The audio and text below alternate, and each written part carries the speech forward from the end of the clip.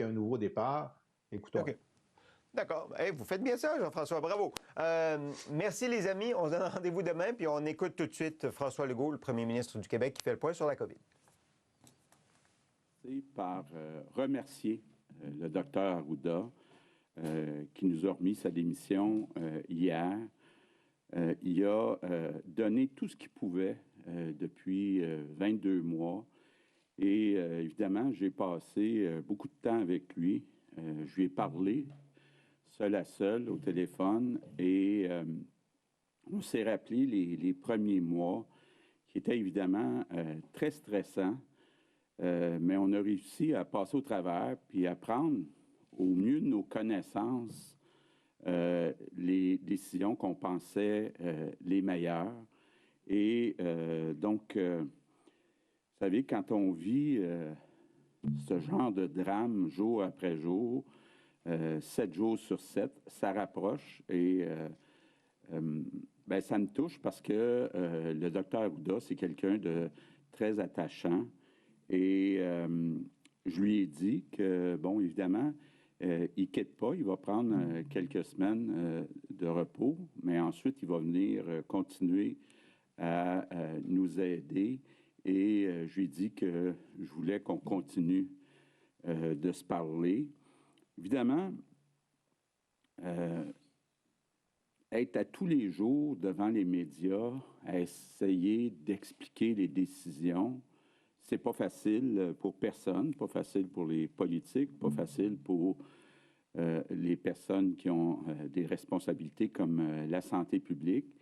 Et je pense effectivement qu'il y a des avantages après un certain temps, après 22 mois, à avoir une nouvelle personne qui prend ces responsabilités-là là, de direction nationale de la santé publique. Mais je veux, au nom de tous les Québécois, dire un énorme merci au docteur Arruda pour tout ce qu'il a fait, en particulier depuis 22 mois, pour le bien puis pour protéger les Québécois. Maintenant, je veux vous présenter le docteur Boileau. Docteur Boileau, qui était président, avant les 6, on appelait ça les agences de santé, là, de celles quand même très importantes, de la Montérégie, même quand j'étais ministre de la Santé. Il était président aussi de l'INSPQ et actuellement, jusqu'à hier, était président de l'INES. Donc, il a toutes les compétences pour occuper de façon intérimaire ce poste. Et je veux le remercier parce que ce sont des grandes responsabilités. Et évidemment, là, il a accepté rapidement ces grandes responsabilités. Donc, je veux le remercier et souhaiter le bienvenu dans l'équipe. Bon, maintenant, revenons à la situation de la COVID. Bon, d'abord, je veux vous dire, j'ai eu l'occasion hier après-midi de parler avec les premiers ministres des autres provinces.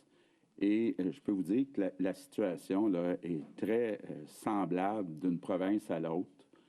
Évidemment, pour toutes sortes de raisons, l'indicateur le plus important sur la situation, ce n'est plus le nombre de cas, mais c'est plutôt le nombre d'hospitalisations. Et je dirais même le nombre d'hospitalisations aux soins intensifs. Parce que je vous explique la façon que ça fonctionne au Québec. Dans nos hôpitaux, quand un patient entre puis contracte ou qu'on découvre que cette personne-là a la COVID, c'est calculé au Québec selon un patient COVID. Puis actuellement, quand on regarde nos hospitalisations, il y a à peu près la moitié de nos hospitalisations où ce sont des personnes qui ne sont pas rentrées à l'hôpital parce qu'il y avait la COVID. Mais évidemment, quand on regarde, là, que ce soit les 8000 personnes dans nos hôpitaux, bien, un peu comme dans la population, il y a un certain pourcentage qui a la COVID. Donc, il faut être prudent dans les comparaisons. Il faut être prudent aussi, même quand on regarde le nombre de décès. parce que là aussi, il y a des méthodes différentes de comptabiliser les décès. Bon, vous l'avez vu dans les analyses qui sont faites a posteriori sur la surmortalité, je veux dire, les vraies données comparables, il faut regarder la surmortalité, c'est-à-dire pour une période par rapport à la même période les années avant la pandémie, combien il y a de plus de décès. Puis bon, on le voit, le Québec déclare a une méthode de déclaration qui fait que, a priori, ça peut paraître plus qu'ailleurs, mais quand on compare la surmortalité, ce n'est pas le cas. Donc, puis regardez aussi la situation du côté des soins intensifs. Actuellement, la situation, puis le nombre de personnes par million d'habitants au Québec aux soins intensifs n'est pas différent de ce qu'on retrouve dans les autres provinces canadiennes. Évidemment, toutes les provinces actuellement ont la même difficulté, c'est que non seulement il y a plus de patients, mais il y a moins d'employés. Actuellement, on a réussi à passer au travers avec la forte augmentation des hospitalisations, mais on calcule actuellement pour être capable de passer au travers les prochaines semaines avec les scénarios, les prévisions d'augmentation, d'hospitalisation pour les prochaines semaines, on calcule qu'on va avoir besoin de 1000 employés de plus dans nos hôpitaux, puis 1500 employés de plus dans nos CHSLD. Depuis quelques jours, le ministre de la Santé, la présidente du Conseil du Trésor, puis le ministre du Travail ont rencontré à quelques reprises les présidents des 5 grands syndicats, là, FTQ, CSN, la FIC, la CSQ, puis l'APTS. Puis je veux en profiter pour les remercier parce qu'on me dit que le climat est très positif, il y a une belle collaboration. On a eu des propositions de la part des 5 chefs syndicaux, que ce soit pour améliorer l'environnement, pour qu'il soit plus sécuritaire pour les employés, que ce soit pour améliorer l'efficacité d'un point de vue administratif, ou que ce soit pour ajouter des incitatifs financiers pour convaincre les personnes qui peuvent donner plus d'heures de pouvoir donner plus d'heures au cours des prochaines semaines. Et on devrait, le ministre de la Santé devrait, au cours des prochaines heures, annoncer donc des nouvelles mesures après donc ces consultations-là avec les syndicats. Donc, je veux vraiment les remercier parce que c'est très important pour nous. Si on veut passer à travers la tempête qu'on vit actuellement, puis qu'on va vivre malheureusement encore pendant quelques semaines, il faut qu'on travaille tous ensemble et c'est important de le faire avec les représentants des employés. Et donc, c'est ce qu'on va faire. Puis je suis convaincu qu'ensemble, on va être capable de passer au travers les prochaines semaines. Maintenant, un mot sur les CHSLD. Évidemment, il y a des personnes qui ont été surprises, entre autres dans les Laurentides, de voir que certains patients étaient transférés des hôpitaux vers les CHSLD. Je veux juste dire, là, puis on a discuté beaucoup au cours des derniers jours, c'est pas du tout la même situation dans la plupart des CHSLD qu'on vit actuellement par rapport à ce qu'on a vécu au printemps 2020. D'abord, je le disais tantôt, on calcule qu'il nous manque à peu près 1500 employés. Rappelez-vous, à l'époque, il nous manquait 10 000 employés. Puis la grosse différence, je pense que c'était un bon choix qui a été fait de ce côté-là, c'est qu'on a commencé à donner la 3e dose à tous les résidents de CHSLD puis de RPA.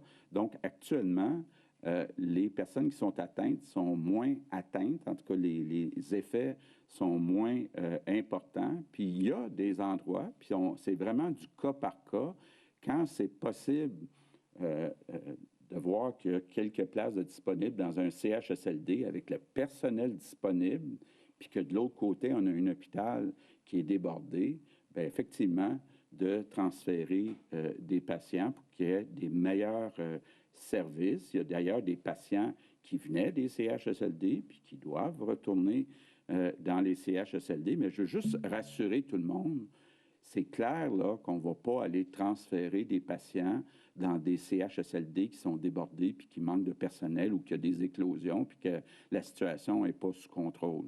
Mais dans certains cas, c'est préférable pour tout le monde de transférer certaines personnes là où il y a plus de place, puis plus de personnel.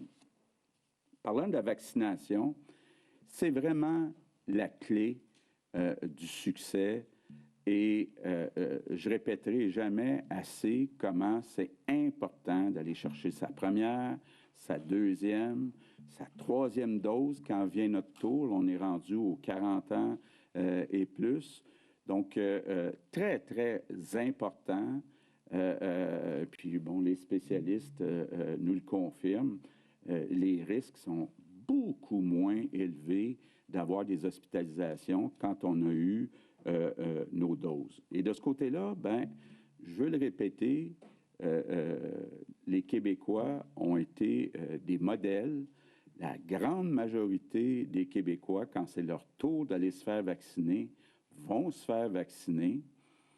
Mais il y a malheureusement encore une petite minorité, là, on parle de 10 de la population, qui refusent de se faire vacciner. Ça veut dire que même s'il n'y a pas d'enjeux médicaux pour ces personnes-là, ils refusent de se faire vacciner.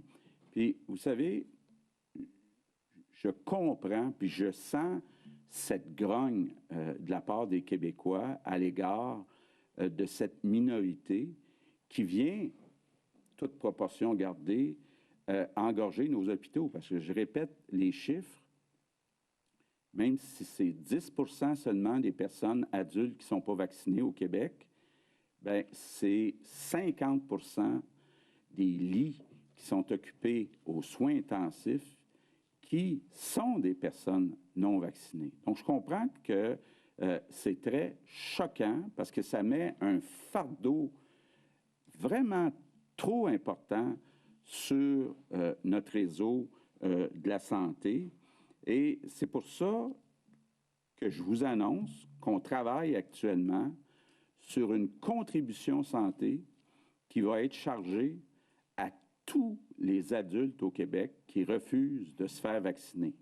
Donc, évidemment, ceux qui ne peuvent pas se faire vacciner pour des raisons médicales seront exclus, mais on pense qu'on est rendu là.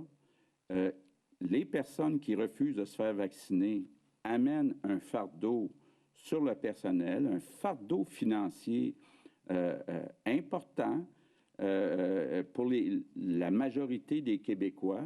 Donc, c'est pas vrai que ce 10 %-là de la population va venir nuire aux 90 de la population. Donc, on est en train de regarder le montant. On veut que ce soit un montant significatif. Et ben, ce sera un peu une nouvelle contribution santé qui sera exigée. On est en train de regarder avec le ministre des Finances comment l'application va se faire.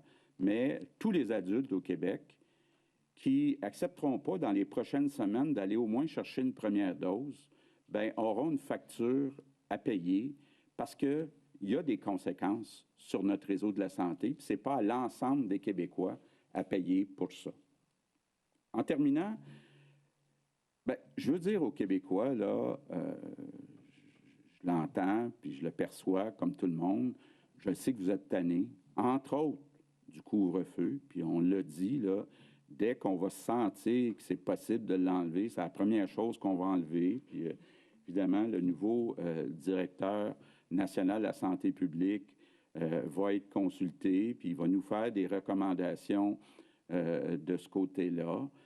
Même chose avec le retour à l'école.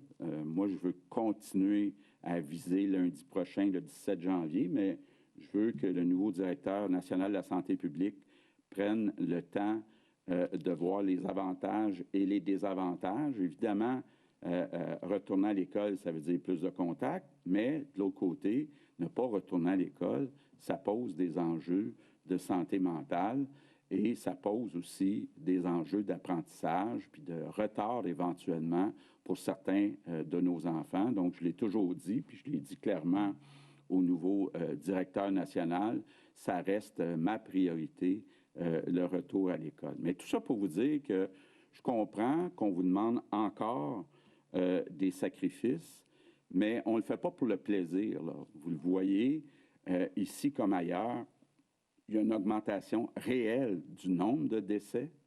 Donc, il y a des vies qui sont en jeu. Donc, ça devrait nous convaincre de faire encore des sacrifices pour les quelques semaines qui viennent. C'est important aussi, là, puis je veux lancer un message aux trois partis d'opposition.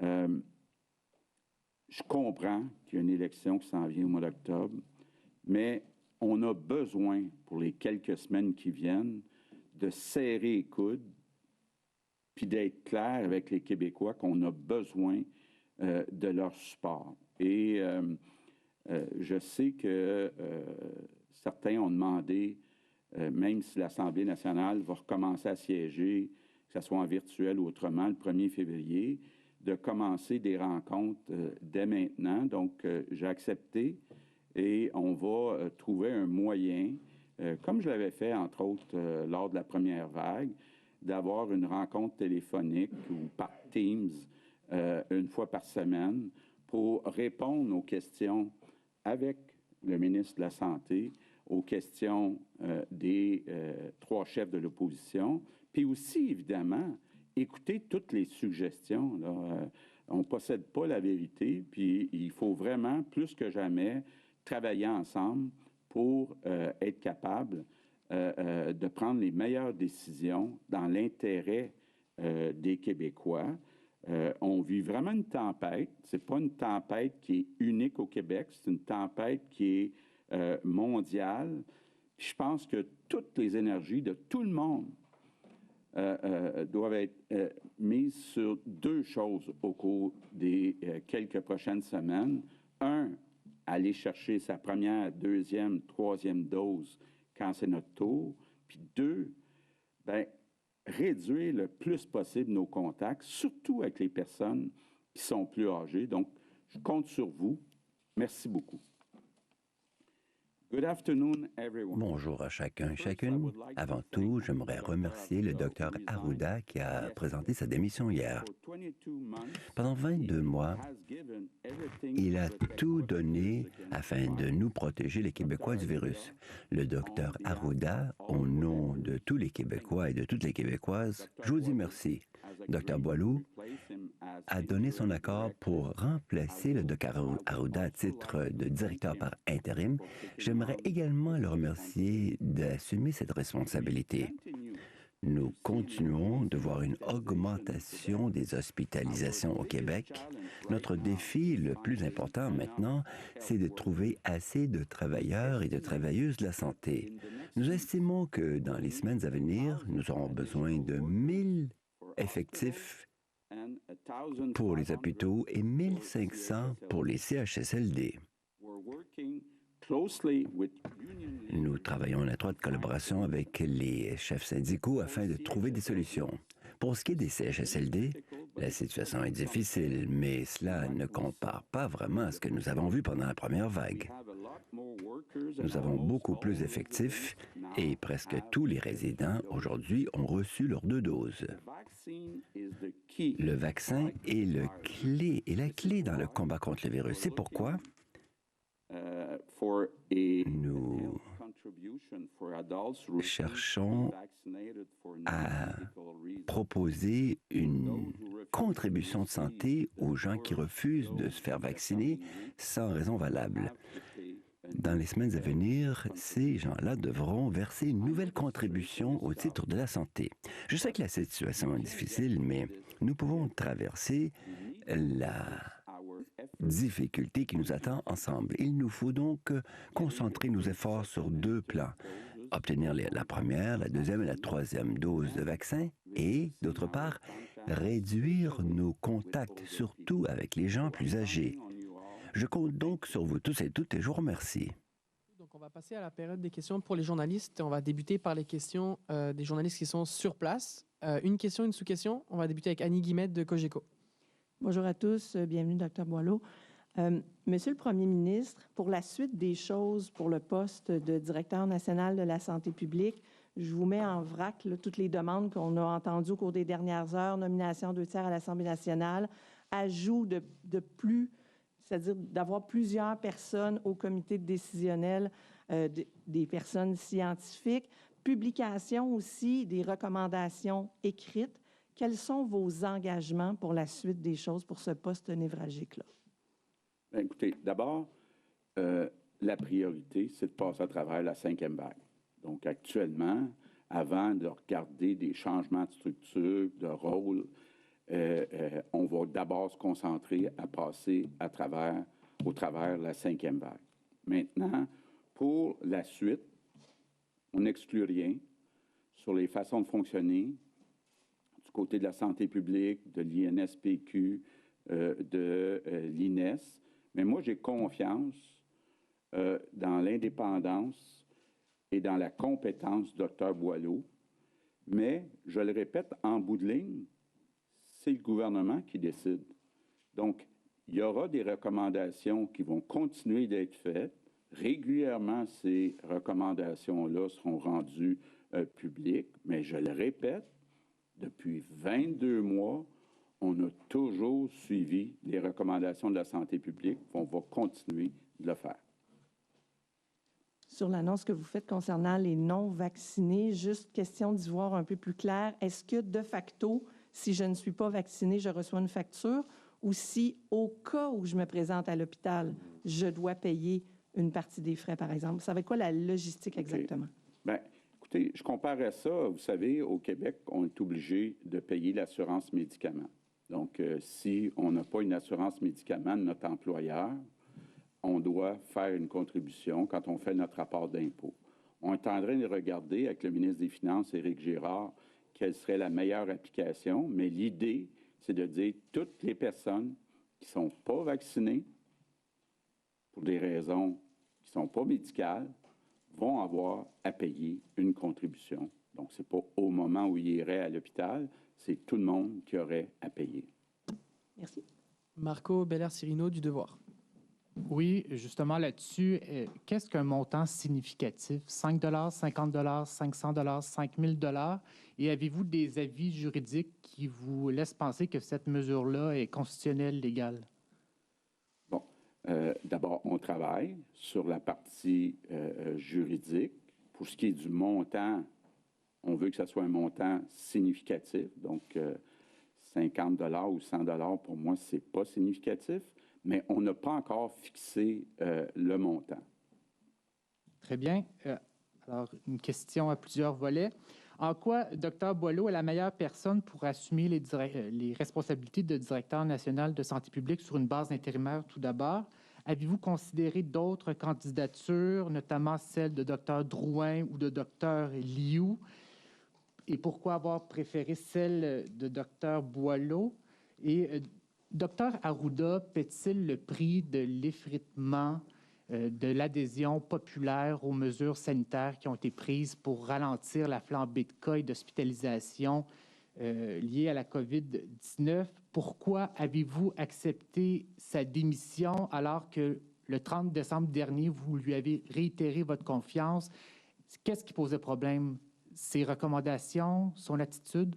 Bon, d'abord, le docteur Boileau a été président de l'INSPQ puis président de l'INES, donc connaît bien la situation de la santé publique. Donc, il est compétent. On a eu l'occasion de se voir, et puis le ministre de la Santé aussi, une fois par semaine. Donc, on a pu constater aussi sa compétence.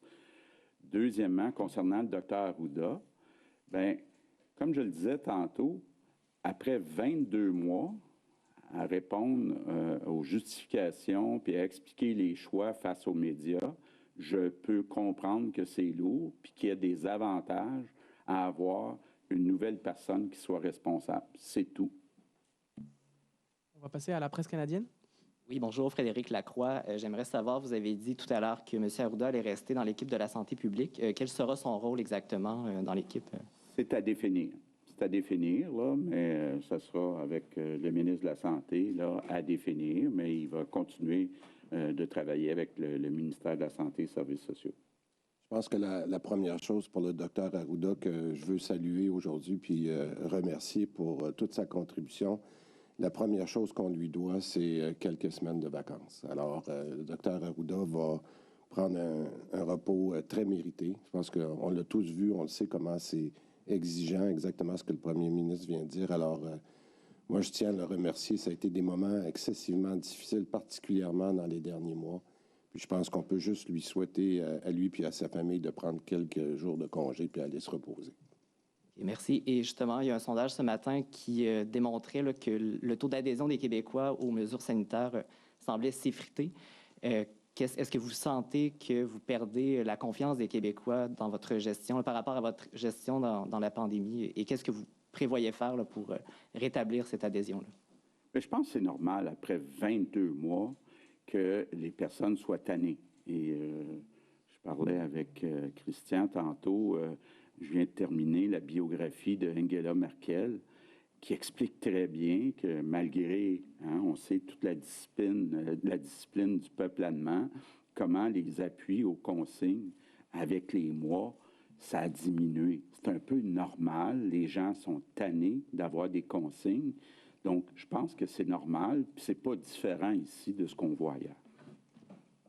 On va maintenant passer aux questions des journalistes qui sont en ligne. Juste un rappel, s'il vous plaît, de lever la main sur l'application pour pouvoir avoir un droit de parole. On va débuter par Claudie Côté de TVA. Bonjour à vous trois. Bonjour. D'abord, une question peut-être pour M. Boileau. Une première question. D'abord, bienvenue. Ensuite, beaucoup de parents, beaucoup de professeurs en ce moment se demandent si le retour à l'école va se faire en présence la semaine prochaine. C'est probablement votre plus grosse décision que vous devez rendre dans les prochains jours. Sur quoi va se baser votre décision pour assurer un retour sécuritaire? Et est-ce que vous pensez plus vers un retour en présence ou en virtuel? Alors, je me permettrai au point de départ, vu que j'ai une occasion de parler, de remercier le premier ministre et le ministre de la Santé pour la confiance qu'ils me donnent en m'invitant à assumer cette responsabilité-là qui est très importante et surtout, en plus, de le faire en relais avec la contribution remarquable du docteur Arruda que je connais et pour lequel j'ai beaucoup d'admiration. C'est quelqu'un qui est un collègue méritoire, vous l'avez vu, avec un dévouement exceptionnel et une sensibilité qui est très touchante. Alors, de me faire confiance, je l'apprécie beaucoup. Je vais essayer, bien sûr, d'être à la hauteur de ce qu'on m'invite à faire à compter de maintenant. Maintenant, c'est effectivement à compter de maintenant. J'ai été nommé ce matin et je n'ai pas encore eu l'opportunité de faire le point complet sur l'ensemble de la situation actuelle. Je reconnais bien qu'il y a un empressement important. Il y a une annonce qui était faite de retour à l'école pour la semaine prochaine. Alors, je souhaiterais prendre les prochaines heures pour vraiment m'assurer que toute l'expertise est mise au rendez-vous pour soutenir une orientation qui serait celle qui sera au cours, je dirais, des prochaines heures ou de la prochaine journée, là, ou tout au plus d'ici jeudi. Alors, donc, je comprends que l'équipe gouvernementale me fait confiance pour aller chercher toutes les bases et leur solidité nécessaire pour appuyer l'orientation qui suivra. Merci. Maintenant, peut-être un suivi pour M. Dubé. Hier, on révélait qu'il y avait une quantité importante de masques N95 qui avait été mis aux enchères. Est-ce que, finalement, il semble qu'on aurait trouvé une nouvelle application. Quelle est cette application? Puis est-ce que le Québec peut vraiment se priver en ce moment de matériel aussi important? Bien, premièrement, pour mettre les choses très claires, là, cet appel d'offre-là avait été lancé au mois d'octobre, puis on a pris la décision très rapidement au cours des derniers jours que, dans le contexte où elle avait été préparée il y a 3-4 mois, le contexte était très différent maintenant, puis on a décidé très, très rapidement de retirer cette vente-là. Maintenant, je dois rappeler que entre autres, les masques en question n'étaient pas des masques qui étaient de nature médicale, mais qui étaient pour d'autres fonctions, car une des raisons pour laquelle il avait été considéré pour un appel d'offres c'est parce qu'on ne pouvait pas les utiliser du côté médical sans avoir, par exemple, un plexiglas en complément. Donc, c'était pas du tout dans le contexte d'Omicron. Mais on a décidé, étant donné l'urgence de la situation avec la pandémie en ce moment, de mettre fin à cette vente-là et de s'assurer que si jamais on est mal pris, on aura quand même des masques qui ne sont pas de la qualité de ceux qu'on rend disponibles aux syndicats présentement, mais on aimait mieux les conserver. Alors, on a renversé la décision au cours des derniers jours. On va passer à Alex Boissonneau de Radio-Canada. Bonjour à vous. Ma première question s'adresserait au premier ministre.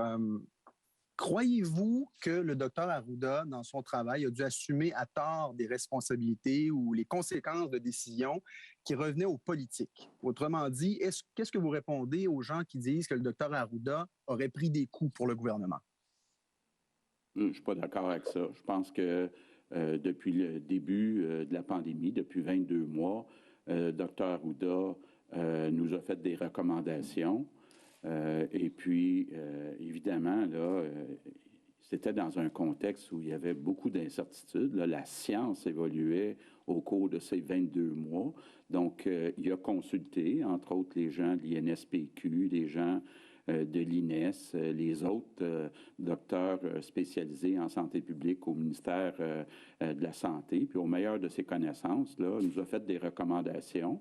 Puis c'est, je pense, ça relevait de son ressort de faire ce genre de recommandations. Merci. Ma prochaine question s'adresserait au Dr Boileau. Dr Boileau, comment voyez-vous votre rôle? Est-ce que vous croyez que vous avez les coups des franches pour prendre vos décisions, même si ces décisions devaient justement déplaire au gouvernement? Parce qu'il y a des gens qui disent que ce serait peut-être l'occasion maintenant de donner plus d'autonomie, plus d'indépendance au directeur national de santé publique. Écoutez, d'abord, je vois ma fonction comme celle du directeur national de la santé publique. C'est bien prescrit par le cadre de fonctionnement général qui est aussi sur une base législative. C'est vraiment d'assumer des fonctions de direction et de conseil directement auprès des autorités gouvernementales sur les enjeux, sur les dispositions qui sont à prendre aussi pour protéger la santé de la population. Pas juste sur l'Omicron, mais il y a d'autres variables qui viennent jouer. Donc ça, je pense que je comprends bien cette contribution attendue. Maintenant, est-ce que comment je vois cette disposition-là en termes d'indépendance, comme vous semblez le soulever?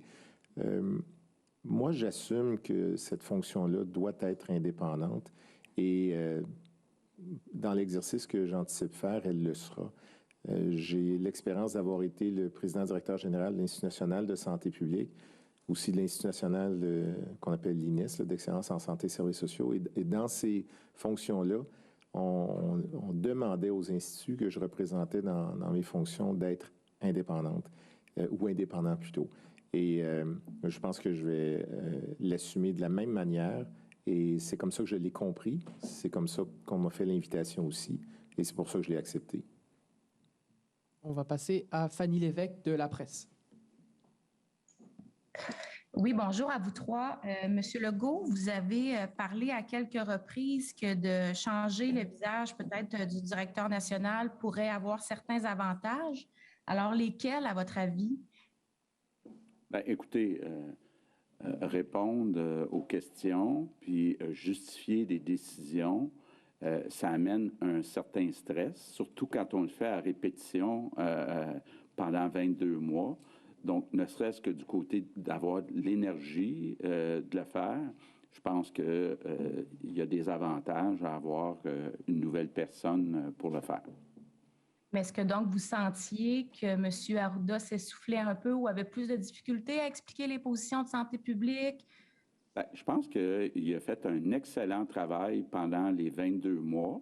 Je pense qu'il y a des avantages et des désavantages à changer de personne, mais à partir du moment où on en a discuté puis qu'il a convenu qu'il y avait peut-être plus d'avantages que de désavantages, bien, on s'est mis d'accord là-dessus.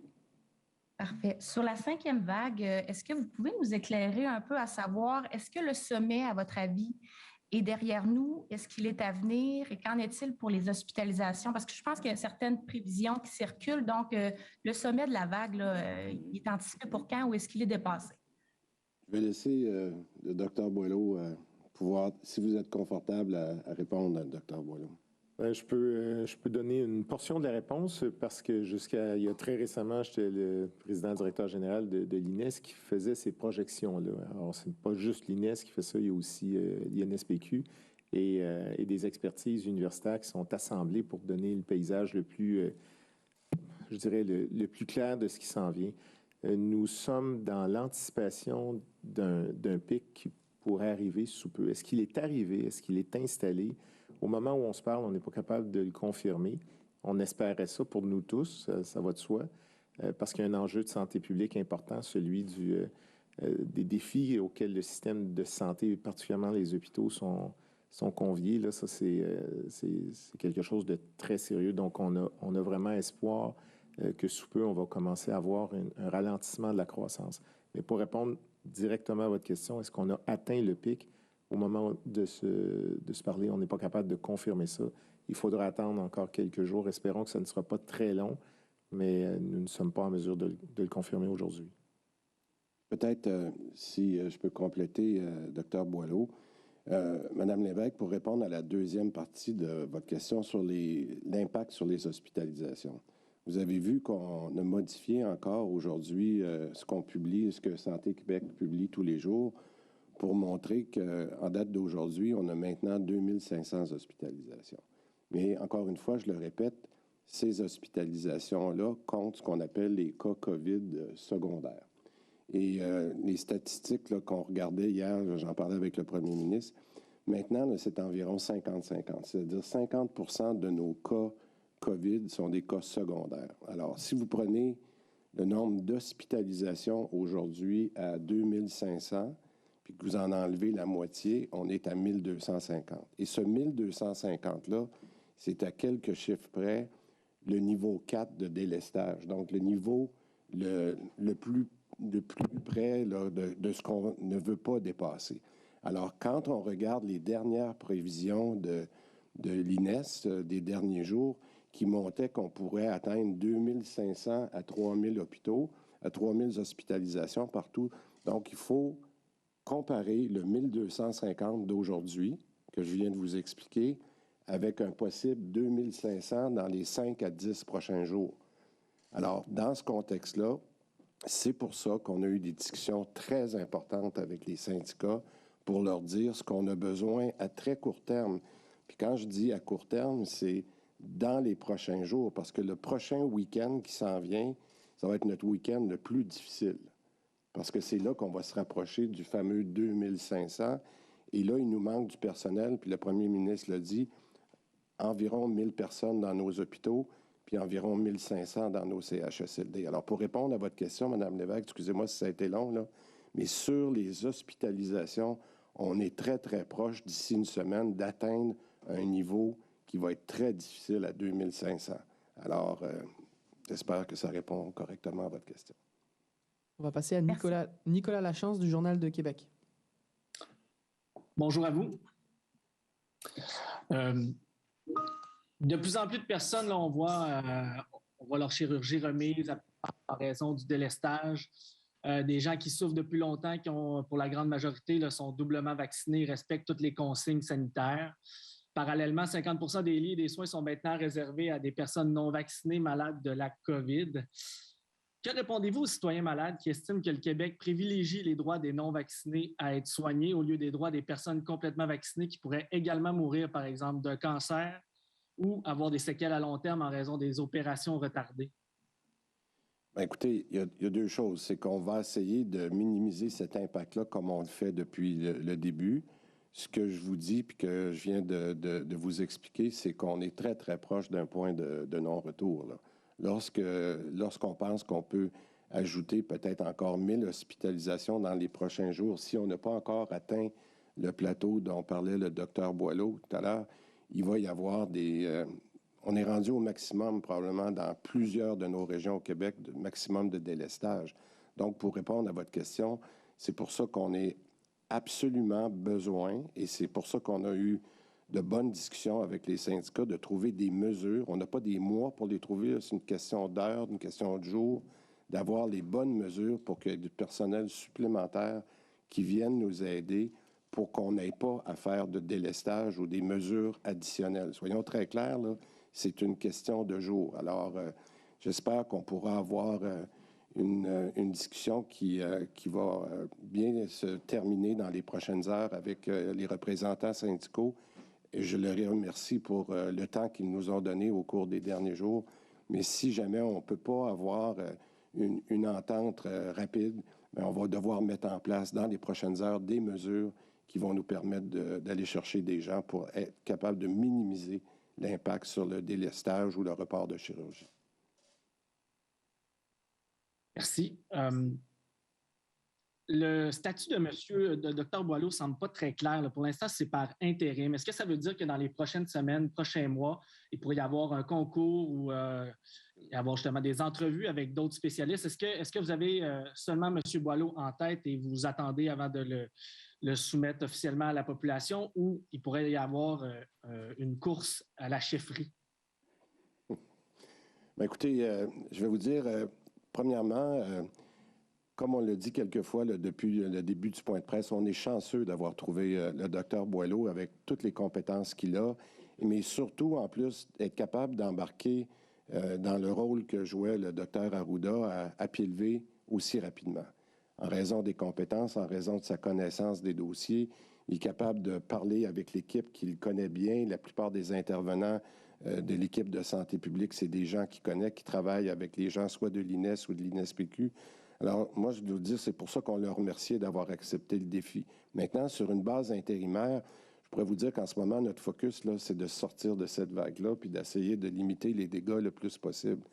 Est-ce que, puis le premier ministre l'a dit, moi, je pense qu'on regardera aussi les recommandations qui peuvent nous venir de différents intervenants. Je pense, entre autres, au commissariat à la santé publique de Mme Castonguay. On va regarder la nouvelle façon qu'on peut faire, mais en ce moment, notre priorité, elle est vraiment de travailler sur la quatrième vague.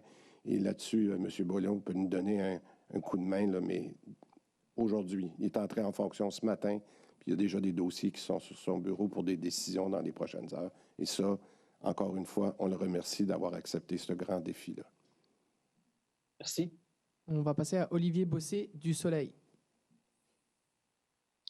Bonjour, messieurs. Monsieur Boileau, j'aimerais connaître votre point de vue sur la contribution santé et la vaccination obligatoire. Bien, écoutez, merci de me poser la question, mais je ne veux pas vous décevoir, mais aujourd'hui, je ne serai pas en mesure de vous donner une opinion là-dessus. C'est une disposition que je comprends être déjà en réflexion. Et là, je vous parle de la contribution santé. Et donc, je vais laisser le cheminement de l'exercice se faire. Je ne crois pas que je dois m'installer sur cet enjeu-là immédiatement. Il y a des préoccupations d'une autre nature. On en a parlé de quelques-unes qui vont prendre toute mon attention dans les prochaines heures ou les prochaines journées. Mais sans doute que je serai interpellé sur cela et je verrai à ce moment-là de comment les dispositions scientifiques peuvent ou non appuyer des orientations comme cela, s'il y a lieu, parce qu'il y a des limites là, à la prétention d'un directeur national de santé publique de donner des avis sur tout. Il faut surtout regarder les cheminements qui peuvent avoir un impact sur ce qu'on cherche le plus, c'est-à-dire un contrôle de cette épidémie-là, puis de cesser les risques pour un système de santé comme ceux qui sont exposés actuellement, vous l'entendez. Quant à la vaccination obligatoire, c'est sûr qu'on entend à travers le monde qu'il y a des initiatives qui sont portées, puis des gens qui croient dans cette orientation-là. Il est beaucoup trop tôt en ce moment pour moi de me manifester là-dessus, mais je l'entends. Mais je ne crois pas que je pourrais aller plus loin aujourd'hui, plutôt vous dire que toutes les réflexions seront faites à point nommé lorsque ce sera nécessaire, mais ça ne se passera pas aujourd'hui. Merci. Monsieur Legault, la démission de M. Arruda, vous le dites, vous côtoyez presque quotidiennement. Est-ce que c'était une si grande surprise pour vous? Vous l'avez vu venir à partir de quelques jours, quelques semaines? Ramenez-nous dans le temps un petit peu, s'il vous plaît. Bien, écoutez, comme je le disais, 22 mois, Puis vous l'avez vu, vous l'avez constaté, ça n'a pas toujours été facile, dans le sens de justifier toujours ses décisions, de se faire critiquer. C'est pas facile pour personne. Donc, d'une certaine façon, je trouve ça presque normal qu'après 22 mois intenses comme ça, il y ait quelqu'un qui se dise j'ai peut-être assez donné. Donc, je le comprends, puis je trouve ça normal. Et une dernière question en français avant de passer en anglais. Simon Bourassa, de nouveau. Oui, bonjour messieurs. Question pour Dr Boileau. Je sais que vous allez parler du retour en classe un peu plus tard cette semaine, là, mais quand même, concernant la ventilation dans les écoles, contamination par aérosol et tout ça, quel est votre point de vue, vous, là-dessus? Je sais que le Dr Arruda ne s'en inquiétait pas nécessairement dernièrement, mais vous, comment vous voyez ça? Bien, comme je vous le mentionnais plus tôt, je n'ai pas pu prendre connaissance de tous les aspects de tous les dossiers actuellement. Je crois toutefois que l'exercice scientifique a été fait avec soin et qu'il y a des avis qui sont déjà sur la table et qui sont en place pour ces aspects-là. Alors, nous verrons s'il y a lieu des ajustés, des moderniser. Vous savez, dans cette pandémie-là, ce qu'on a appris, c'est qu'il faut gagner aussi en agilité et en humilité parce qu'il y a des données scientifiques qui progressent un peu partout. On les utilise pour mettre à point les meilleures recommandations. Alors, soyons attentifs à cela. Mais pour l'instant, je vous dirais qu'il y a déjà des avis qui ont été formulés et qui m'apparaîtraient, à prime abord, suffisamment solides pour être maintenus. On verra. Merci. Puis, Monsieur le Premier ministre, vous en avez parlé tantôt, il faut faire attention dans les comparaisons avec les statistiques entre les provinces, mais reste qu'on a des niveaux d'hospitalisation qui sont similaires avec l'Ontario présentement. Eux n'ont pas de couvre-feu, moins de gens vaccinés aussi. Comment on explique ça? Est-ce que c'est dans l'adhésion aux mesures sanitaires qu'il y a une si grande différence dans ce qu'on voit? Bien, prenons le cas, le nombre de personnes aux soins intensifs. En tenant compte de la population du Québec et de l'Ontario, on est au même niveau que les deux, là. Donc, il n'y a pas de différence entre le Québec et l'Ontario. Pour ce qui est des hospitalisations hors soins intensifs, bien, comme Christian le disait tantôt, au Québec, 50% de ces hospitalisations sont des personnes qui sont venues à l'hôpital pour d'autres raisons que la COVID, mais sur lesquelles on a constaté qu'il y avait la COVID. Donc, il faut être très, très prudent dans les comparaisons. Mais quand je parle au premier ministre des autres provinces, là, je sens que la situation est très comparable dans les différentes provinces au Canada. On va passer aux questions en anglais, ou we'll switch to questions in English, and we'll start with the people in the room. So CTV first. Good afternoon. Bonjour. Je voulais parler du Dr Arruda quelques moments. J'aimerais peut-être une réponse de chacun. Est-ce que ces conseils médicaux jusqu'ici ont été fiables? Et si oui, pourquoi ne pas l'avoir gardé? Car il faisait bien son travail, il me semble. Réponse: oui, bien sûr. Pour la première question, car les recommandations étaient fondées sur les données qu'il avait au moment de les prendre, ces décisions. Il avait l'habitude de consulter tous les experts afférents. Et je crois avoir déjà dit qu'il y a des avantages à avoir une nouvelle personne après 22 mois, parce que c'est un fardeau bien lourd, vous savez, que de devoir justifier à presque tous les jours devant toute la presse chacune de vos décisions. Donc, il y a des avantages à avoir une nouvelle personne. Moi, je vais profiter de l'occasion, si vous le permettez, de remercier le Dr Arruda.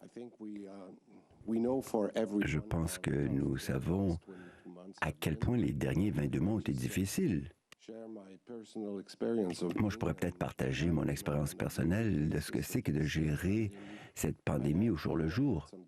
Et je sais que j'ai eu des discussions avec le docteur Arruda et moi, je dirais que, je l'ai déjà dit plus tôt cette semaine, c'était vraiment difficile pour lui sur le plan personnel. Donc, les réactions, les différentes opinions qui circulaient à son égard, donc nous avons respecté toutes ses recommandations. Mais je crois qu'il mérite une pause, un bon repos, et je lui souhaite vraiment de belles vacances dans les semaines à venir. Question. Et, Dr. Bilodeau, pouvez-vous le faire en anglais? Quant au Dr. Arruda? Exact. Réponse. Alors écoutez, le Dr. Arruda est un excellent collègue, un ami. Je le connais depuis de longues années. Il a beaucoup de connaissances, c'est un homme brillant, un expert dans son domaine. Il a également un niveau de dévouement qui n'a pas été dépassé dans notre domaine de la santé publique, et ce qui est remarquable à mon égard. Et c'est un homme très sensible aussi, c'est un être humain sensible, et donc de suivre dans ses pas, c'est un défi que je reconnais comme étant important, et je remercie le gouvernement de la confiance qu'ils ont à mon égard. Mais c'est un grand défi, parce qu'Horacio a été un grand leader.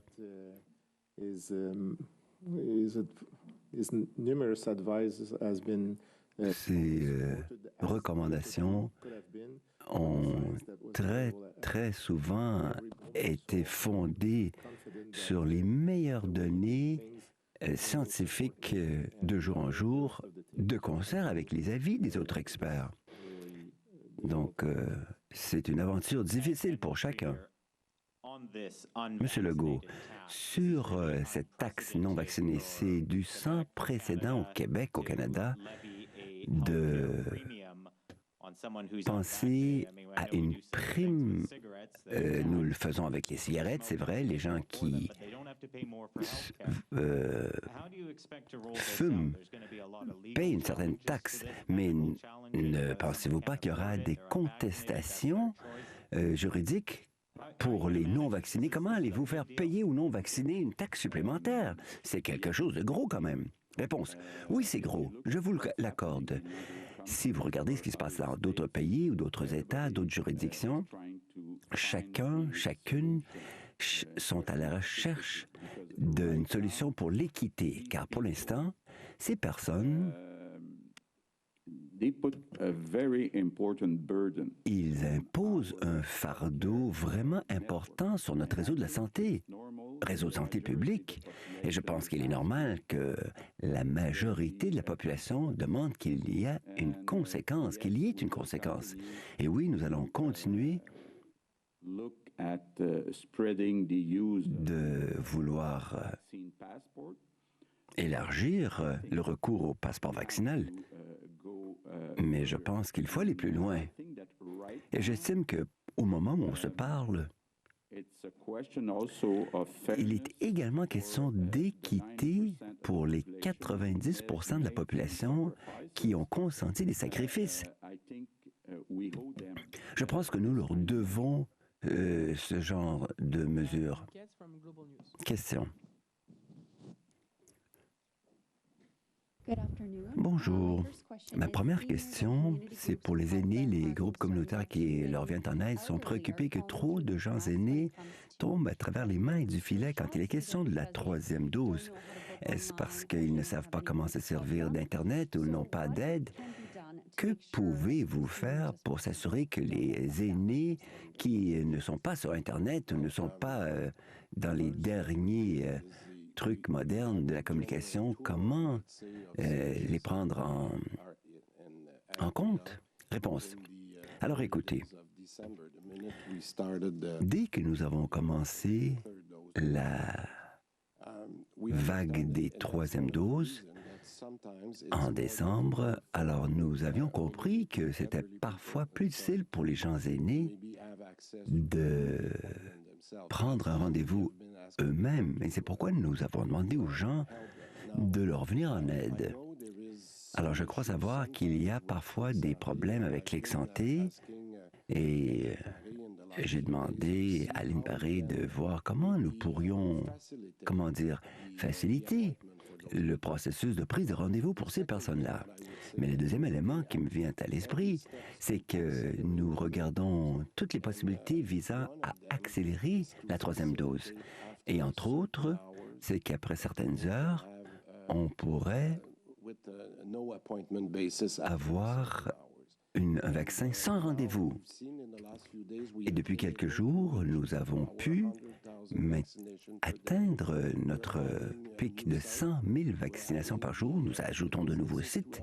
Il y a également les commerces qui nous viennent en aide. Les pharmacies sont là, sur un pied d'alerte. Donc, étant donné la situation qui est prévue aujourd'hui, le fait d'avoir passé la période des fêtes, je crois que pour toutes ces raisons-là, nous serons en mesure de tendre la main aux gens de 60 ans et plus. Comme le premier ministre l'a dit, ce sont les gens qui devraient obtenir leur dose de rappel le plus rapidement possible. Donc, nous prenons tous les moyens possibles pour que ça se passe bien. Question, Monsieur Legault. Allez-vous nommer le nouveau directeur par les 2/3 majorité à la Chambre des communes, tel que cela a été proposé? Pardon, pas la Chambre des communes, mais l'Assemblée législative? Réponse. L'Assemblée nationale? Réponse. Je pense qu'il va falloir vivre la situation, traverser cette 5e vague, et ensuite nous allons consulter et inclus sur la réorganisation. Je pense qu'il nous faut passer en revue les façons que nous avons de gérer la santé publique, entre autres, et aussi les 2 instituts, l'INSPQ et l'INES. Bien sûr, il nous faut trouver une façon de, d'assurer leur indépendance.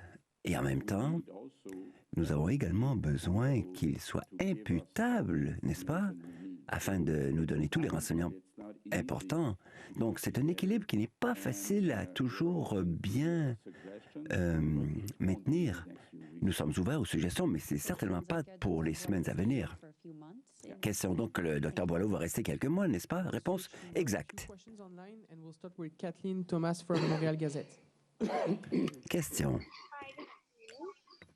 Bonjour, ma première question est pour M. Legault ou M. Dubé. Pourquoi pensez-vous que la COVID se propage autant quand nous avons le couvre-feu et le confinement? D'où vient la propagation, la contagion? Réponse. Écoutez, nous avons vu le nombre de cas en baisse depuis quelques jours. Mais ce n'est pas la seule façon que nous avons de dire que le nombre de cas descend en général, car comme vous le savez, nous avons restreint le nombre de personnes qui peuvent aller dans les centres de dépistage et nous l'avons limité aux travailleurs et aux travailleuses de la santé. Mais il y a plusieurs raisons qui peuvent contribuer à la réduction, mais ce que nous constatons quand même, comment le dire, c'est un impact positif sur les gens qui sont dépistés. Le taux de positivité a baissé. Est-ce que c'est la seule bonne nouvelle? Écoutez, c'est une information positive. On est d'accord. Mais ce que je rajouterais, et je l'ai mentionné à plusieurs reprises, et le Dr Boileau l'a déjà constaté, car c'est lui qui a fait les prévisions sur les hospitalisations. Nous avons vu les entrées à l'hôpital qui ont atteint un plateau depuis 4 ou 5 jours. Donc, on ne peut pas mesurer les cas pour toutes les raisons déjà discutées et mentionnées, mais si nous mesurons le nombre d'hospitalisations, c'est-à-dire d'entrées à l'hôpital, je pense que c'est peut-être un signe avant-coureur d'un plateau. J'ose l'espérer. Mais comme le Dr Boileau l'a mentionné il y a quelques moments, attendons quelques jours avant de vraiment voir si la courbe se maintient dans sa trajectoire indiquant l'atteinte d'un plateau. Donc, si dans les jours à venir, vous savez, on veut être prudent, mais nous espérons être devant un plateau qui va se stabiliser dans les jours à venir.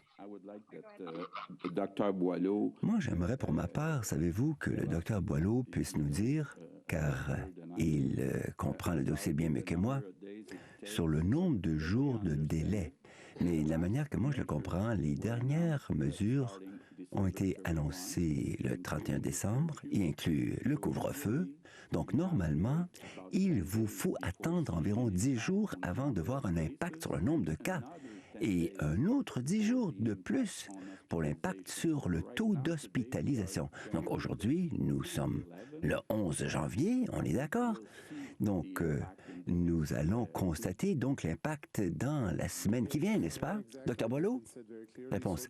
Monsieur Legault l'a dit très clairement. C'est tout à fait cela. Manifestement, le niveau de transmission communautaire a baissé. Le nombre de contacts a été baissé. Donc, cela a une transmission, un impact sur la transmission. C'est tout à fait logique. Ce que nous constatons maintenant, eh bien, savez-vous que c'est difficile à répondre dans le cadre de votre question, car les façons de comprendre le niveau de transmission communautaire est délicate parce que nous avons dû ajuster nos méthodologies de collecte de données. Donc, ça mène à un certain flou. Bon, l'infection ne commence pas à l'hospitalisation, on est d'accord. Donc, au début, vous n'avez aucun symptôme, il y a l'incubation, n'est-ce pas? Et ensuite, peut-être, vous allez avoir l'infection et donc voir des symptômes. Beaucoup n'auront pas de symptômes. Mais pour que vous deviez vous rendre à l'hôpital, cela peut prendre encore bien plus de temps.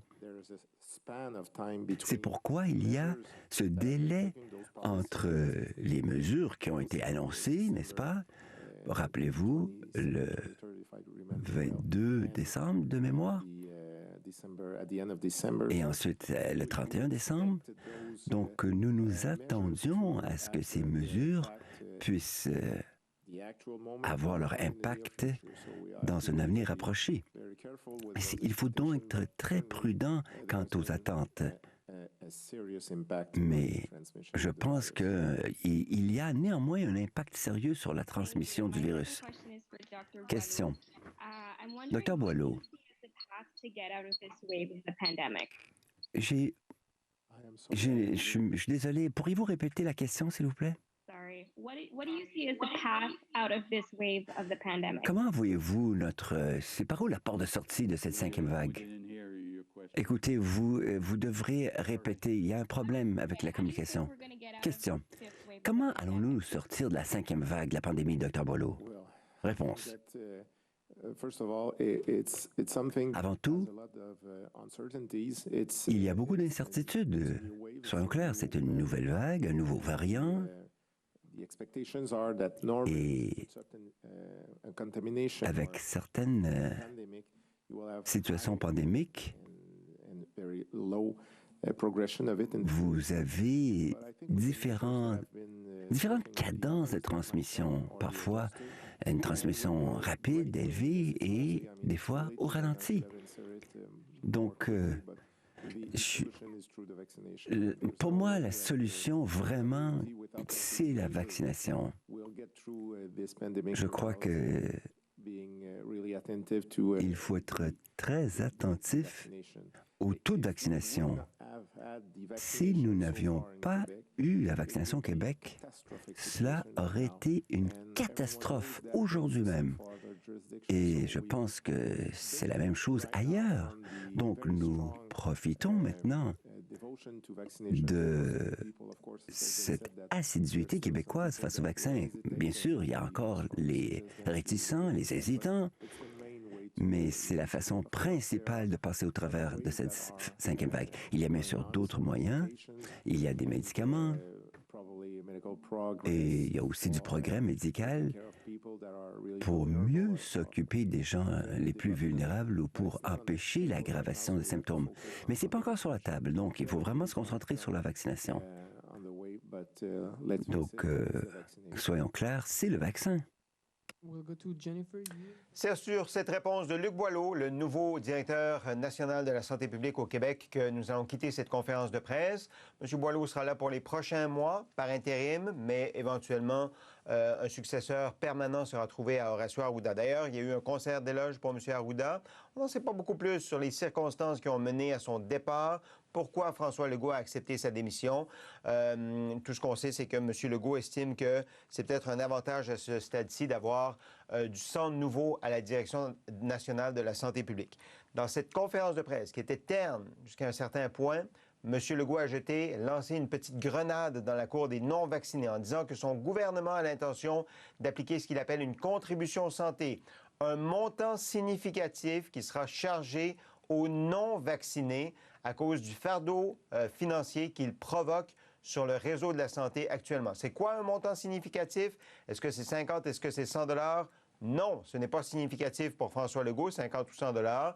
Donc, ce serait plus sur le rapport d'impôt. Alors, ça pose des questions de légalité. Est-ce qu'il a le droit de faire ça ou est-ce qu'il n'a pas le droit de faire ça? C'est son intention, en tout cas, pour serrer la vis aux non-vaccinés. Y aura-t-il d'autres mesures pour les non-vaccinés pendant ce point de presse-ci? Peut-être un point de presse jeudi. On saura jeudi aussi si l'école en présence va reprendre tel que prévu la semaine prochaine. Donc, encore beaucoup de questions sur la gestion de la pandémie. Christian Latreille et l'info suivent dans un instant. Merci d'avoir été là. À demain, midi.